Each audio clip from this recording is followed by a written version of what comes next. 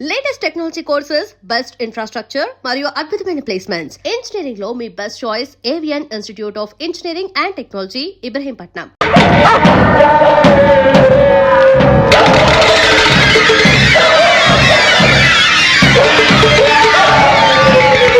ఏమండి, ఈ రోజు నుంచి ఆశాని వేయి కళతో కాపాడుకోవాలండి, లేకపోతే వాడు ఎంతో దుర్మార్గానికైనా సిద్ధపడచ్చు. నా పంచదార చిలక, ఈ 3 ఏళ్ల పాటు నాకు కంటిన్యూస్ గా స్వర్గం చూపించేశావు. రోజుకో ముద్దుతో, పూటకో ముచ్చటతో నన్ను పిచ్చెక్కి చేసినందుకు నీ పేర ఒక డూప్లికేట్ తాజ్ మహల్ కట్టించాలనుందే. రేపే కాంట్రాక్టర్ని పిలిపిస్తాను. నిజంగానా బంగారు కొండ? నిజమేనే నా మిఠాయి ఉండా. వెయిట్ వెయిట్ వెయిట్, నేను రౌండ్ వేసుకొస్తాను, ఆ తర్వాత చూసుకుందాం.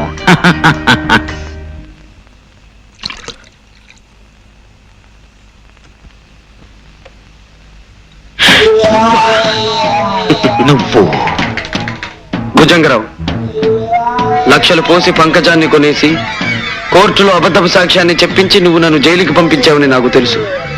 కాకపోతే ఇప్పుడు ఏ పాపం తెలియని ఒక అమాయకురాలను ఎందుకు చంపావో నాకు తెలియడం లేదు.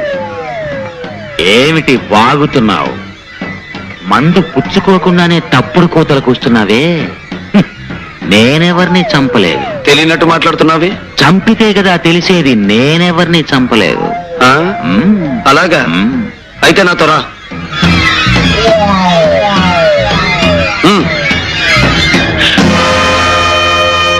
అదిగో, ఆమెను హత్య చేయలేదంటావా?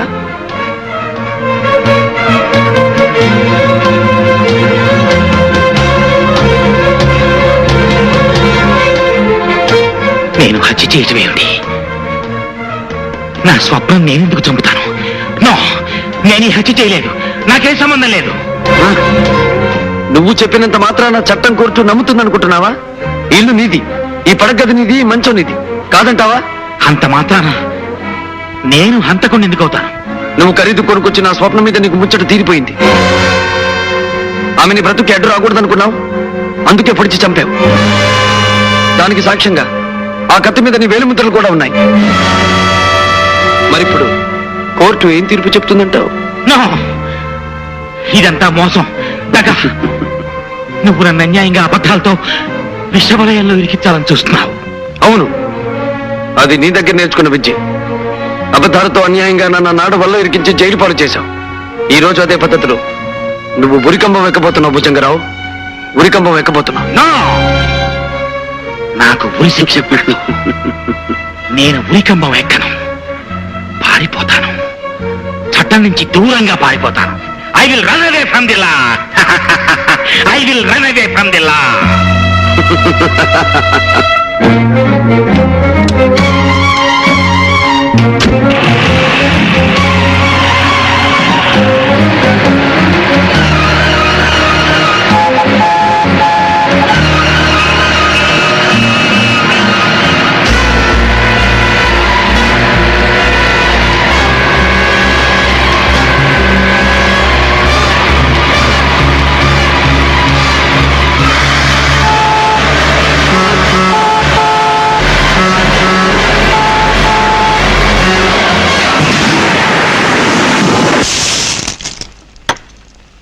ఈ భుజంగరావు యాక్సిడెంట్ విషయంలో సందేహపడ్డం అనవసరం మిస్టర్ విజయ్.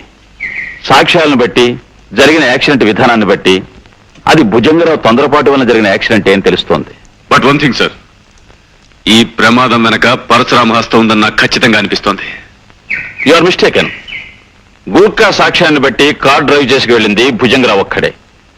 కంట్రోల్ తప్పి అతను కార్ డ్రైవ్ చేయడం చూసిన సాక్ష్యాలను బట్టి సార్, సాక్ష్యాలు ఆధారాలు ఎన్నున్నా భుజంగరావు మరణానికి కారకుడు పరశురామని నమ్ముతున్నాను. అంత వేగంగా అసలు అతను కారు ఎందుకు నడిపాడు? ఎవరి భయం కారణంగా అతను అంత ఆందోళనగా బయలుదేరాడు? అసలు అతని ఇంట్లో ఉండే అమ్మాయి ఏమైంది? ఎక్కడుంది? 3వ గంట వాడికి తెలియకుండా మా బాస్ నుండి మరో ఊరు పంపించామన్నారు. ఆ ఏర్పాట్లు పూర్తయ్యే వరకు నువ్వు ఇక్కడే ఉండు.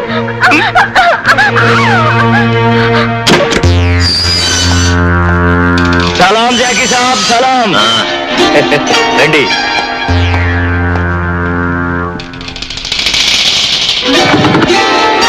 నీ అమ్మ చెమ్మ చెక్క నేను జైలు పాలవడానికి కారణమైన ఆ ఇన్స్పెక్టర్ విజయ్ని, వాడికి మన విషయం హింట్ ఇచ్చిన పరశురాముని వదిలిపెట్టకూడదు మస్తాన్. వాళ్ళిద్దరిని జాయింట్ గా దెబ్బతీయాలి. దాందేముంది సాబ్, నువ్వు తలుసుకుంటే అర్ధనారీశ్వరుని కూడా ఎడగొట్టేయగలవు.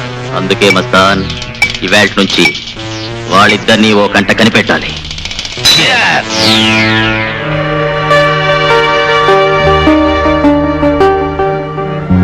జైలు నుంచి బయటికి రాగానే సాక్ష్యం లేని విధంగా భుజంగరావు చావు కారకుడయ్యాడు పరశురాం. నా ఊహ నిజమైతే ఇక అతని తరువాత లక్ష్యం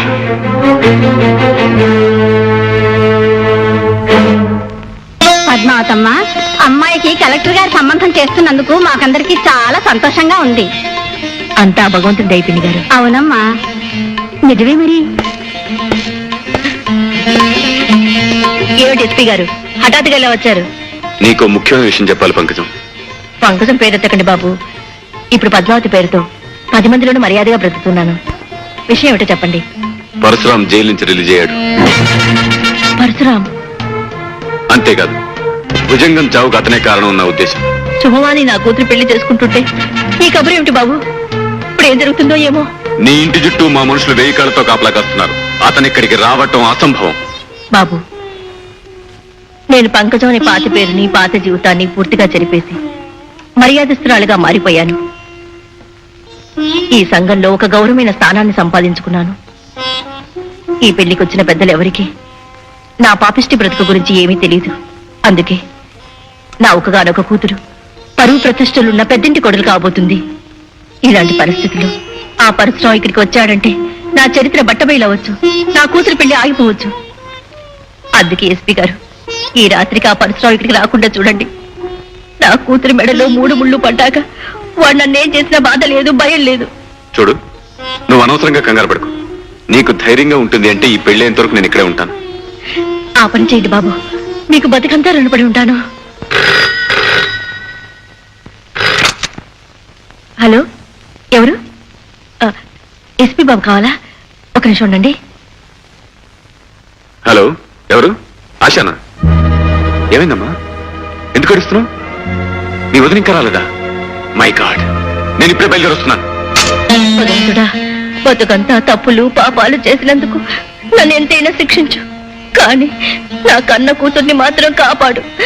తను పెళ్లి చేసుకుని ఏ కలతలు కల్లోలలు లేకుండా చల్లగా ఉండేటట్టు చూడు స్వామి. ప్రార్థనలు చాలులే పంకజం. పాపం చేసిన నీలాంటి పతిత కళ్ళల్లో నీళ్లు చూస్తుంటే మండే ఎడారిలో వాన కురుస్తున్నట్టుగా చాలా ఆశ్చర్యంగా ఉంది పంకజం. పరశురాం బాబు పేరు గుర్తుంది కదా, పతిత పంకజం. సమాజంలో హై క్లాస్ సొసైటీకి సంబంధించిన పద్మావతి దేవిగా మారిపోగానే నన్ను మర్చిపోయిందేమో అనుకున్నాను, కానీ గుర్తున్నానన్నమాట. పంకజం, సంఘంలో పరువు ప్రతిష్టలున్న ఆ కలెక్టర్ గారి కుటుంబానికి నువ్వెవరవో, నీ అసలు చరిత్ర ఏమిటో తెలిస్తే నీ కూతురి పెళ్లి జరుగుతుందంటావా? జరగదు. ఆపై నీ కూతురి జీవితం సవ్యంగా ఉంటుందంటావా? ఉండదు. నేను పొగడతలతో ముంచెత్తి నీ సమాజం ఊరుకుంటుందంటావా? బాబు, మీకు దండం పెడతాను. నా కూతురు అమాయకురాలు, అది ఏ పాపం తెలియని పిల్ల. దాని బ్రతికి అన్యాయం చేయొద్దు బాబు. ఎంత గొప్పగా నటిస్తున్నావు. అవునులే, నటించడం, మనుషుల్ని నమ్మించడం నీ పుట్టుకలోనే ఉంది.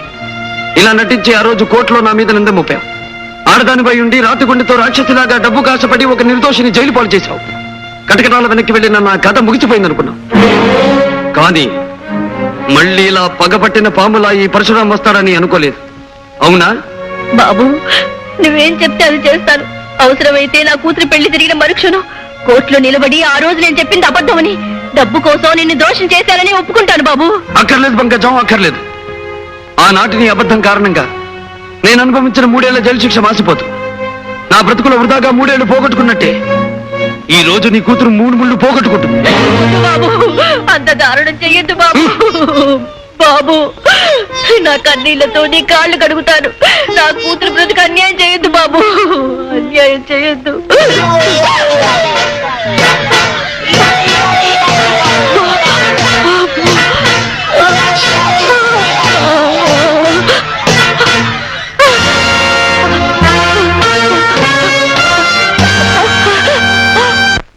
అర్ధరాత్రి హత్యలు చావులు మనకెందుకు? ఆమె మధుర రాత్రులు. ఆమె మధుర రాత్రులు ఇదేదో గిట్టుబాటు అయ్యేటట్టుంది.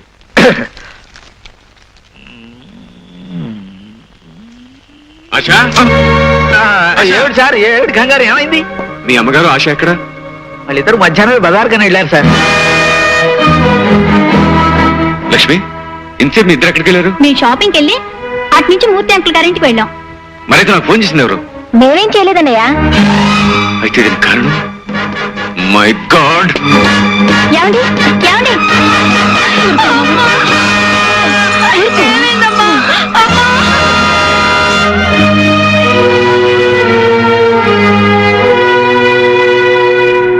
చూసావా పిండి, నిక్షేపంలో ఉన్న మనిషికి హఠాత్తుగా గుండెపోటు రావడం ఏమిటి, శుభకార్యం ఆగిపోవడం ఏమిటి? అవునమ్మా, పాపం ఏమవుతుందో ఏమో.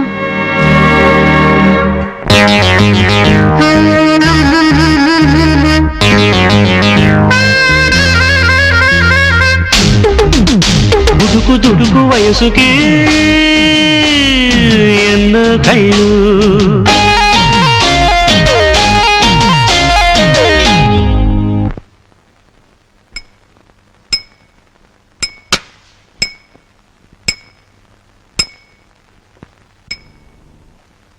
నా మీద పగబట్టి బుస కొట్టే నీ ఆట కట్టించాలనే వచ్చాను పరశురాం.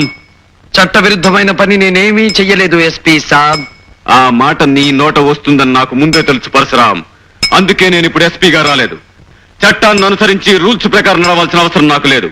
కారణం, రాజీనామా అనే కత్తెరతో నా చేతులకున్న చట్టం అనే బంధాన్ని కత్తిరించబోతున్నాను. ఐసి అన్నట్టు చక్కని చుక్క నీ చెల్లెలలా ఉంది.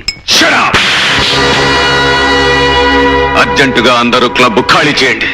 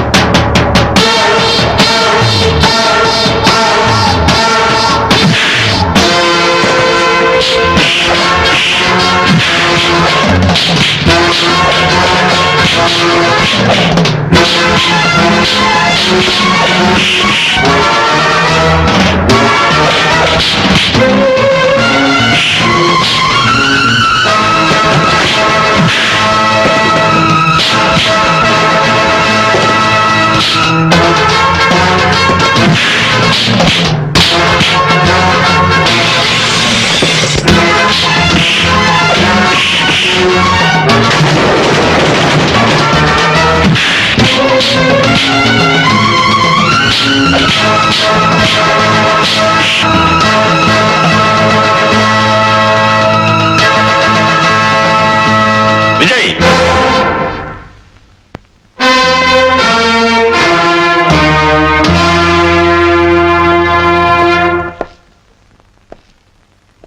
ఏమిటి విజయ్, ఏమిటి పని? నాతోరా.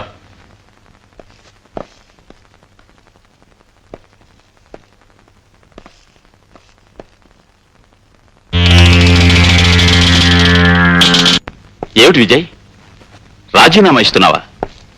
నువ్వు ఇవ్వాలనుకున్న ఈ కాగితం రాజీనామా కాదు విజయ్. ఆలోచన లేని నీ ఆవేశానికి ఒక పెద్ద గుర్తు. పరశురాము గురించి పదే పదే ఆలోచిస్తూ నువ్వు మతిలేని వాళ్ళ తయారవుతున్నావు. అవును సార్, నేను మతిలేని వాళ్ళ మారిపోతున్నాను. నా మనసులోనూ ఆలోచనలోనూ నా కళ్ళల్లోనూ అనుక్షణం ఆ పరశురామే మెదులుతున్నాడు. విజయ్, సారీ సార్, ప్రాణానికి ప్రాణంగా చూసుకునే నా చెల్లెలి జీవితంతో ఆ పరశురాం చెలగాటమాడుతున్నాడు.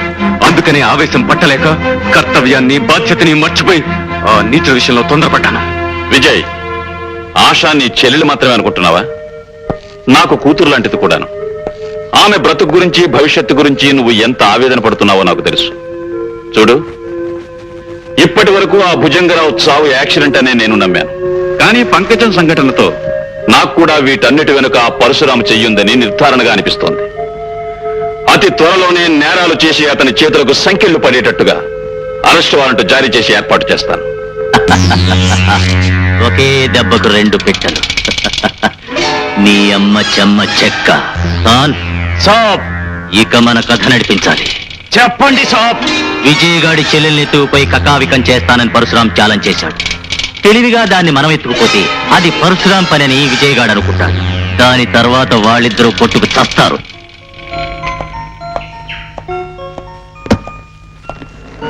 లక్ష్మి, మీరు ఊటీ గెస్ట్ హౌస్ లో దిగ్గానే నాకు ఫోన్ చేయండి. ఆశ, అక్కడ మీరు ఏ భయం లేకుండా ఉండొచ్చమ్మా.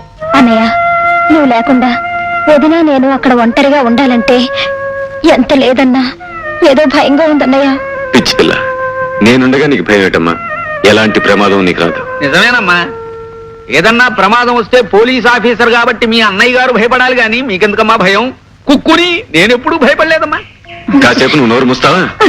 ఇక మేము బయలుదేరతాండి. ఆశా పదమ్మా. అమ్మా, మీ ఆరోగ్యం జాగ్రత్తగా చూసుకోండి అమ్మా. నీ వంట బాధ తప్పిందిగా, ఇక మా ఆరోగ్యం బాగుంటుంది. వస్తానన్నయ్య.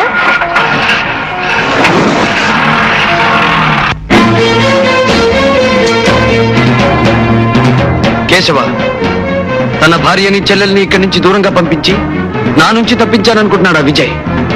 కానీ అతని చెల్లెలు ఆశ ఈ ప్రపంచపు చివరి అంచుకు పారిపోయినా ఈ పరశురాం పట్టుకు తీరతాడు.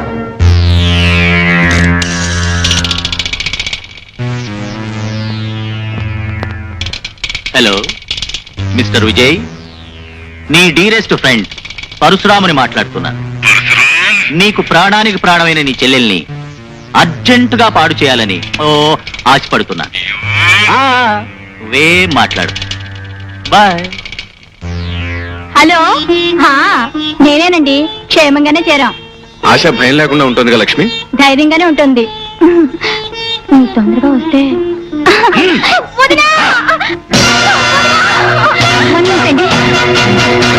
లక్ష్మి,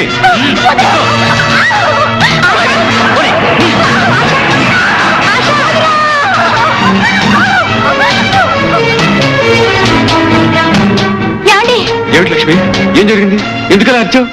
ఏమండి, ఎవరి నుంచి తప్పించుకోవాలని ఎంత దూరం వచ్చాము. ఆ నీచుడు పరశురాం ఆశను ఎత్తుకుపోయాడండి. నువ్వేం కంగారు పడకు, నేను వెంటనే బయలుదేరుస్తున్నాను.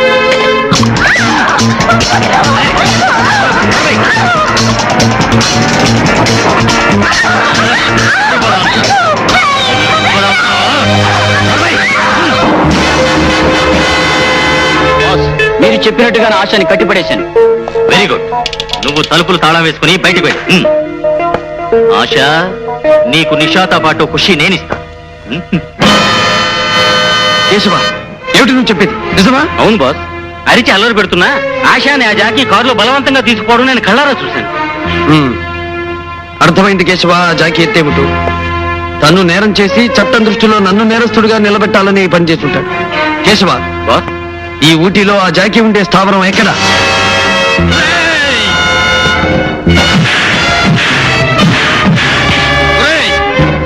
నా పేరు చెప్పుకుని పాడు పనులు చేయాలని ఆశపడితే నీకేగతి పడుతుందో చూడరా.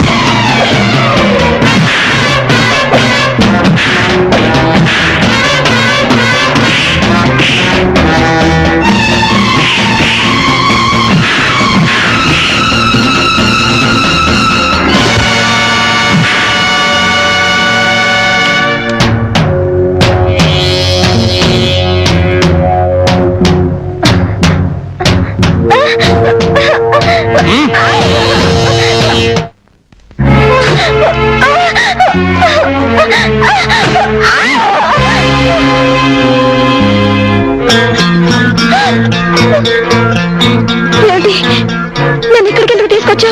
నీ బ్రతుకుని నా చేతుల్లో బంధించడానికి తీసుకొచ్చాను. నీకు దండం పెడతాను, దయచేసి నన్ను వదిలే. నువ్వు దండం పెడితే జాలి పడ్డానికి నేను దేవుణ్ణి కాను. ఇంతకాలం నిన్ను వెంటాడి వేటాడి వేధించి ఆ జాకిని చావుకొట్టి నిన్ను పట్టుకొచ్చింది వదిలేయడానికి కాదు, నీ మీద నా కసి కక్ష తీర్చుకోవడానికి. అంటే అంటే నేనేం చేస్తా? ఆ? త్వరలో నువ్వే చూస్తావుగా.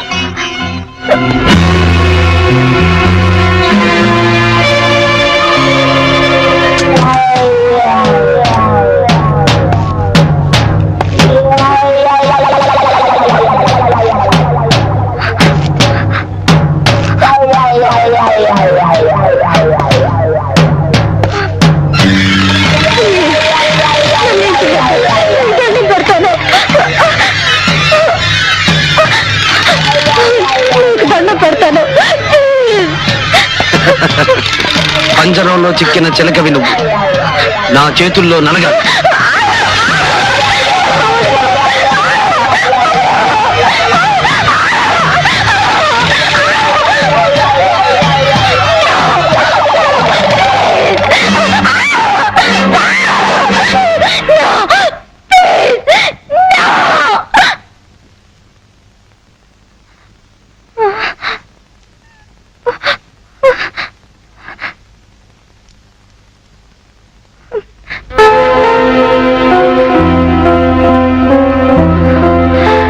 My God.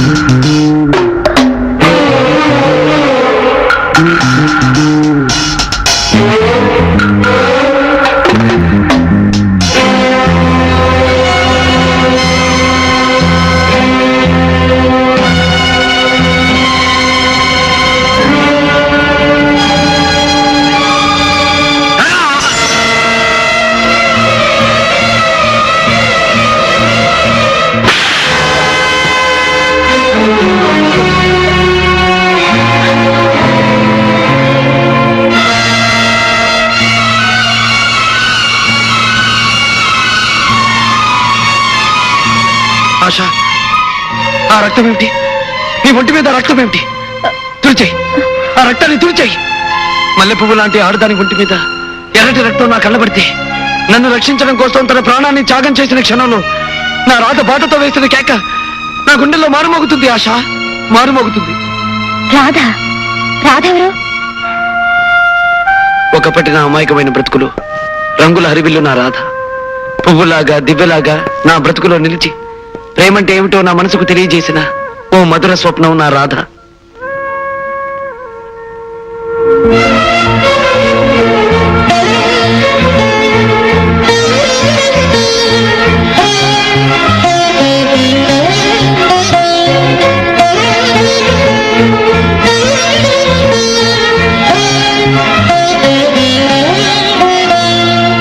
జీవితాంతం కలిసి ఉండాలని భగవంతుని ఎదుటి దండలు మార్చుకున్న మేము గుడిలోంచి బయటకు అడుగు పెట్టిన మరుక్షణంలో ఓ దుర్మార్గుడి తుపాకీ గుండు నా రాధను నాకు దూరం చేసింది. రాధ మరణంతో రాముగా అమాయకంగా బ్రతికే నేను పరశురాముడిగా పాషాణంగా మారిపోయాను. అప్పటికి నీతిని నిజాయితీని నమ్ముకున్న నన్ను రూపాయలకు అమ్ముడుపోయే ఒక ఆడదాని కారణంగా మీ అన్నయ్య నాకు నేరస్తుడని ముద్ర వేశాడు.